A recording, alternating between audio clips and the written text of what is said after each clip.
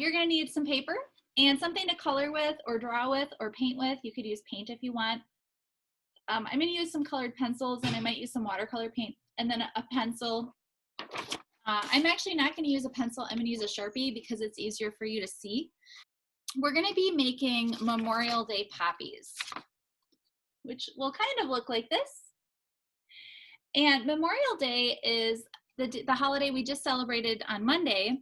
And Memorial Day is where we remember and we honor soldiers, American soldiers, or anyone who is in the armed forces. So people who have served in the Army, the Navy, or the Air Force who have died in foreign wars. So it's a little different from Veterans Day. Veterans Day, we celebrate all of our veterans, but on Memorial Day, we really are honoring the people that have served our country who have died or passed away.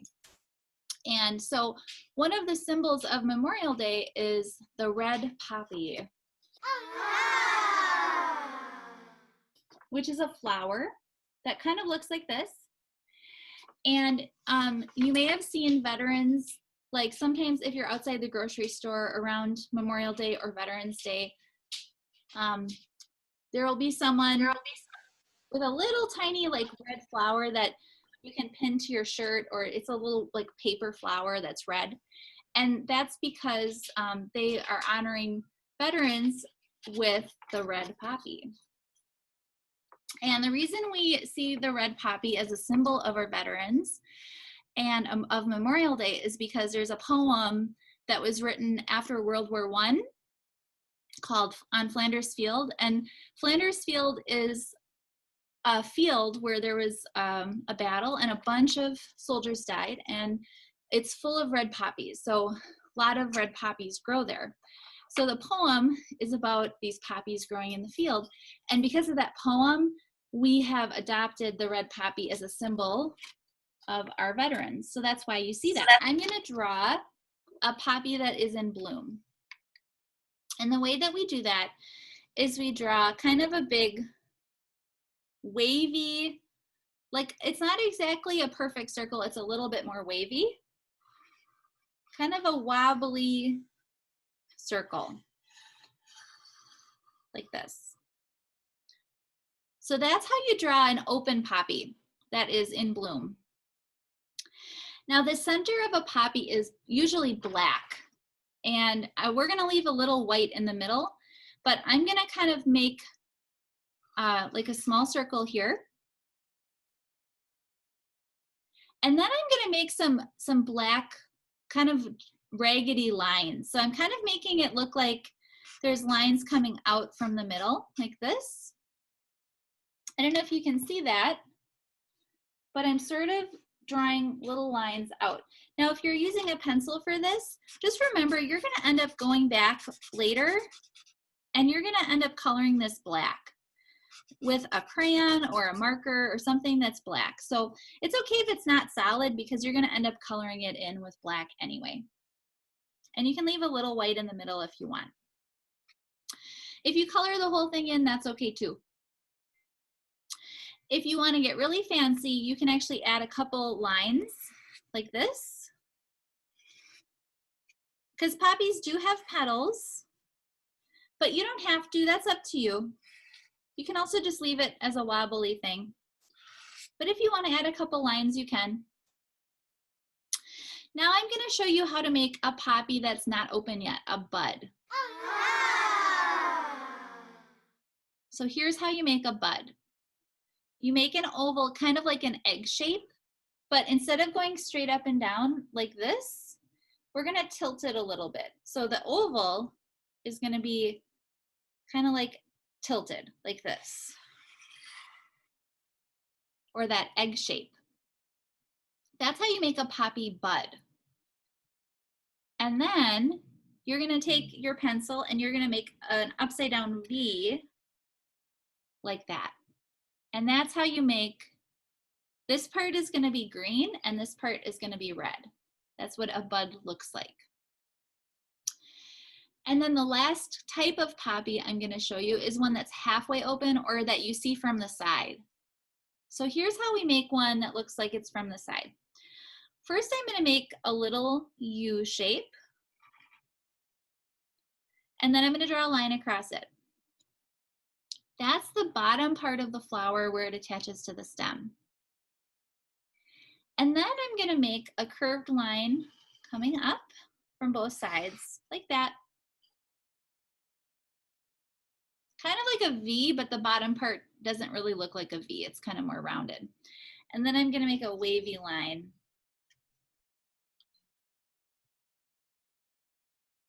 So now we have 3 different kinds of ways you can draw a poppy. An open poppy, a bud, and then one from the side. And now I'm going to show you how to draw the stems. Poppy stems are actually kind of funny because they can be a little bit like curvy, kind of wavy. So for my bud, here's how I'm going to draw it. I'm going to go from this side of the bud because it's kind of upside down. And I'm going to go up and then down. And then I'm going to make the other side of my stem just like I did the first line, but I'm just going to move it over a little.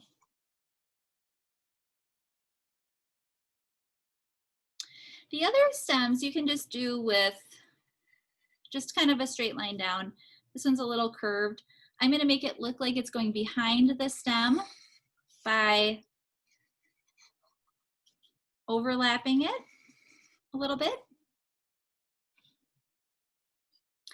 And I'm going to make my stem for this poppy as well, just 2 lines going down. Now, if you want to add more poppies, you can look for empty spots. So you could say, I think there's room here for a poppy or here for a poppy, and you can just add in a couple more if you want. Again, for my open poppy, I'm going to make a big oval, draw a circle in the middle, and then I'm going to add some black. Kind of adding some black to color in around. And I'm using my marker, but remember later you're going to color that black with a marker or a crayon or something that you have available. That's black. And then I'm going to add my stem.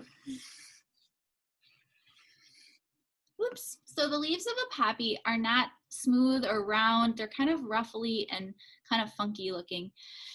So we can make some small leaves at the top of the stem, like there might be a small leaf by drawing a small line, and then having the edges be kind of wobbly or wiggly or zigzaggy. Or we could make a big leaf and have the leaves be kind of like you can either do them kind of wiggly or kind of spiky. That's kind of what they look like. They're not very smooth. They're kind of like a line that goes out. And then you can do them, like I said, wiggly, like that, or kind of spiky.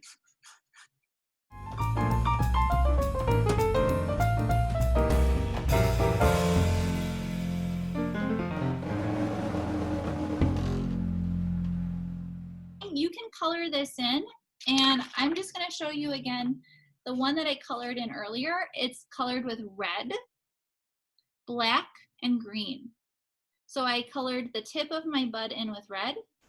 This part of the bud I colored with green. On my half open flower, the base of the flower is green, but the petals are red. And then the inside of the flower you can leave white if you want, or you can have it be black.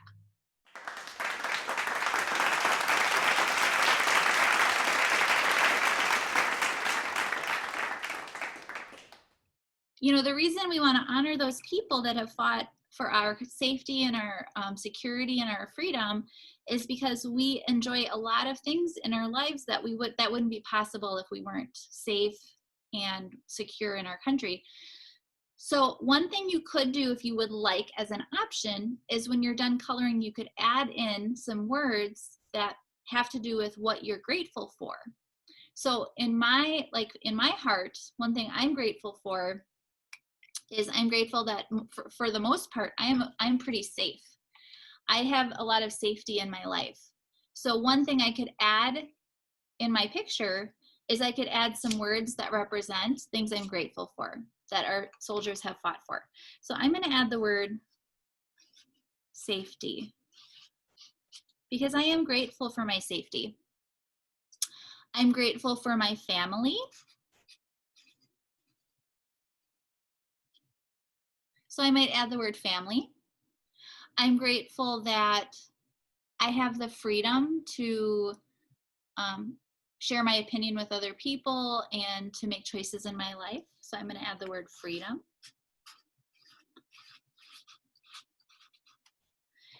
And I might even add the words, I am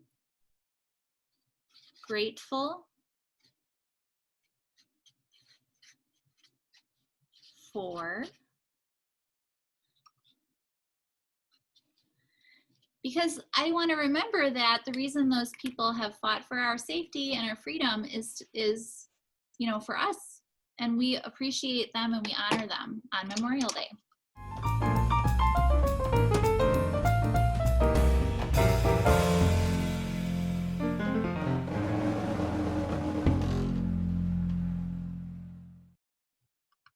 Today we're going to be working on a bald eagle piece of artwork. And for this, you'll need a piece of paper and a pencil. And then you will need something to color with. So crayons, markers, colored pencils. You could use paint if you want. I use paint for this one, actually watercolor paint. But most people probably have like crayons or markers at home. If you have something that will make a black line, I just knocked my camera around, like a Sharpie or a black marker, that might be nice to outline with, because when you outline, it's easier to see all the colors and the lines. They have more contrast, so it looks a little bit brighter and it's easier to see. So the first thing that you're gonna do is we're gonna draw the top part of the beak. We're gonna do this line by line together. So the top part of the beak from here down to here. So on my paper in the middle, I'm gonna draw a line that goes over and then hooks down like this. That's your first step. And your second step is from the tip of your beak, you're gonna go up and over, but your over is gonna go a little farther. So instead of stopping here, we're gonna go a little farther over, okay? And then what we're gonna do is we're gonna go from this point of the beak, we're gonna go down and over to connect. Now, about here, we're gonna just make a line straight over. And then when we get to be about in line with this point, we're gonna go up like this. A lot of times when we draw birds' beaks, we draw them like this. We draw beaks like this.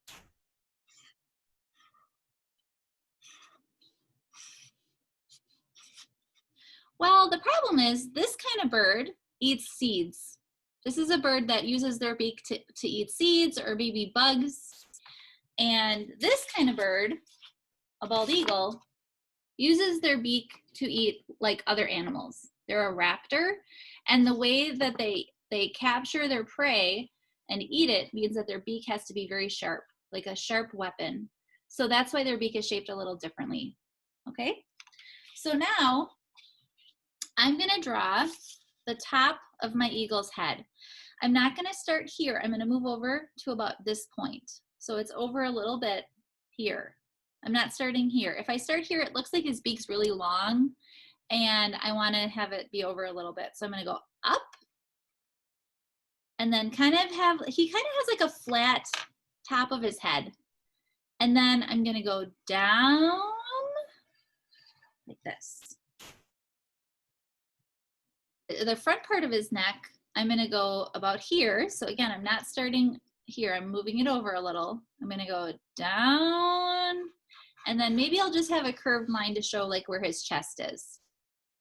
Sometimes people forget to do those steps. So like, let's say I started here and I made it rounded. Do you see how the head shape makes him look a little different? This guy looks more like a seagull. His head is more rounded. He doesn't really look like an eagle. This guy looks more like an eagle because of the shape of his head. So that's why we did it like that. One thing about eagles is they look kind of mean. Even if they're not mean, they still look mean. That's just how their eye is shaped. So here's how we're gonna make their eye. we're gonna make a curved line that goes down and up. And then under the eye, we're gonna make a U. And in the middle of that, we're gonna make the pupil of the eye and color it in with black. And if you wanna leave a little white as a reflection, you can. The last step is gonna be to draw the feathers that go across his neck. Now, bald eagles are not really bald. Their head is covered in feathers. Their head's covered in white feathers, and the rest of their body, most of the rest of their body is covered in brown feathers. The reason they call them a bald eagle is because from a distance, it kind of looks like they don't have any feathers on their head because their head is white, but they're really not bald. So now I'm gonna make a zigzag line about here. You can also, if you wanna get kind of fancy, instead of a zigzag, you can make feathers that go down and up like this, if you want it to look a little more natural. So you can do it either way. So this is more of a zigzag, and this is more of a feathery look by drawing little U's. They're both fine. If you want to get really fancy, you can actually draw like the shoulder of a wing here. Like this is the top part of his wing. That's up to you.